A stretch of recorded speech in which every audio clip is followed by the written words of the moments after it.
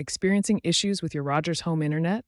Let's get you back online. First, determine if the problem is a widespread outage. The easiest way to check is by visiting Rogers' official outage map at rogers.com/support/internet or call 1-888-ROGERS-1 to check for outages. Also check X, formerly Twitter, and Reddit for current discussions. This could indicate a local outage. If there's a confirmed outage in your area, the issue isn't on your end, and you'll need to wait for Rogers to resolve it.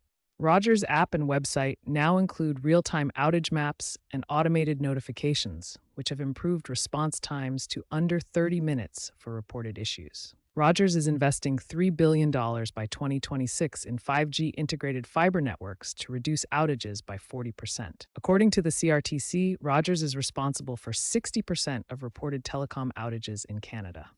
If it's not a widespread outage, let's troubleshoot your equipment. Start with your modem, usually a Rogers-provided Hitron CGNM 2250 or similar. Power cycle it, unplug it for 30 seconds, then plug it back in. Check the indicator lights. A solid green online light means connectivity. Flashing or red lights indicate a problem, like a firmware glitch or an ISP side issue. For Wi-Fi problems, update your router's firmware via the Rogers app. Change Wi-Fi channels to avoid congestion using apps like Wi-Fi Analyzer. Reposition your router away from walls and electronics. Enable WPA3 security.